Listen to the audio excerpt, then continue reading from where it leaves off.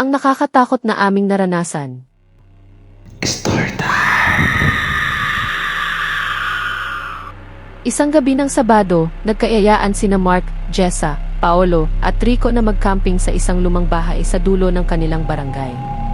Matagal nang walang nakatira roon at maraming kwento ang umiikot tungkol dito. Sigurado ba kayong gusto nating pumasok dyan? Tanong ni Jessa habang nakatingin sa kalawangin na gate. Ay naku, baka naman chismis lang lahat ng multo na sinasabi nila, sagot ni Rico habang tumatawa. Ako, gusto kong malaman kung totoo ang mga kwento, sabi ni Paolo. Mumiti si Mark. Tara na. Isang gabi lang naman. Pagpasok nila sa bahay, agad nilang naramdaman ang malamig na hangin kahit hindi naman umuulan. Creepy naman dito, bulong ni Jessa. Biglang may narinig silang malakas na kraak. Ano yon? Gulat na tanong ni Rico. Lumalang siguro ang bahay, sagot ni Mark kahit halatang kinakabahan na rin. Bandang 12:00 ng gabi, nagkukwentuhan sila sa sala habang may maliit na ilaw. Biglang,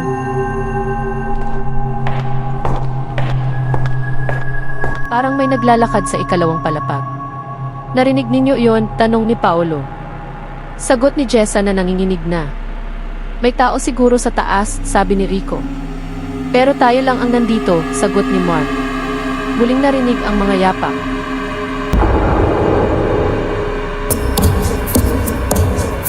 Mas mabigat na ngayon.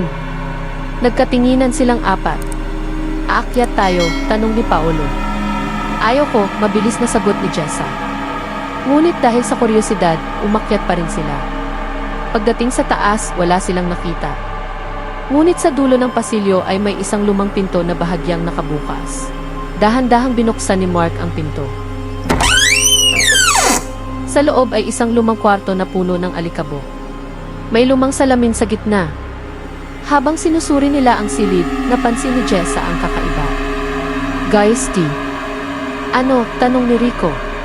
Tumingin kayo sa salamin. Pagharap nila rito, nakita nila ang kanilang mga refleksyon. Ngunit may isang problema.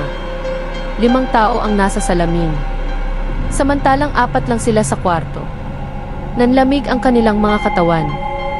Diyos Koji. Bulong ni Paolo. Dalian nating umalis, sigaw ni Jessa. Ngunit bago sila makatakbo, nagsara ng malakas ang pinto. Nagkagulo silang 4. Pinilit ni Mark buksan ang pinto, ngunit ayaw gumalaw. Biglang namatay ang kanilang ilaw. Nabalot ng dilim ang buong silid.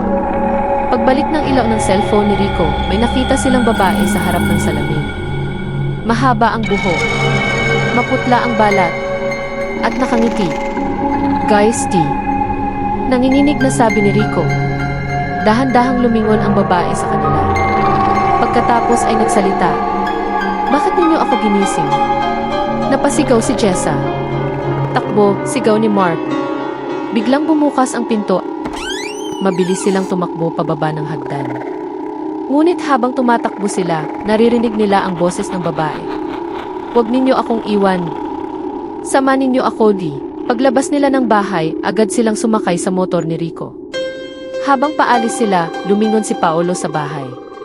Nakita niya ang babae sa bintana sa ikalawang palapag. Nakatingin ito sa kanila. Ngunit may mas nakakatakot pa. May isa pang tao sa tabi nito. Kamukha ni Mark. Mark, mahinang sabi ni Paolo. Ano? Sagot ni Mark. Kasama ka ba namin buong gabi? Napatingin silang lahat kay Paolo. Bakit mo tinatanong? Sabi ni Rico. Maputlang maputla si Paolo. Dahil nakita ko si Mark sa bintana. Tumigil ang lahat. Unti-unting lumingon si Jessa kay Mark. Kung ganoon, nanginginig ang kanyang boses. Sino ang kasama natin ngayon? Biglang humiti si Mark. Ngunit hindi iyon ang normal niyang ngiti. Napakalawak. Napakaitim ng kanyang mga mata. At sa ibang boses ay sinabi niya, ngayon ko lang kayo nakasama. Pagkatapos noon, hindi na muling nakita sina Jessa, Paolo at Rico. At hanggang ngayon, kapag dumadaan ang mga tao sa lumang bahay tuwing hating gabi, 4 na anino ang makikita sa bintana. Ngunit kapag mabibilang mo silang mabuti, 5 silang lahat.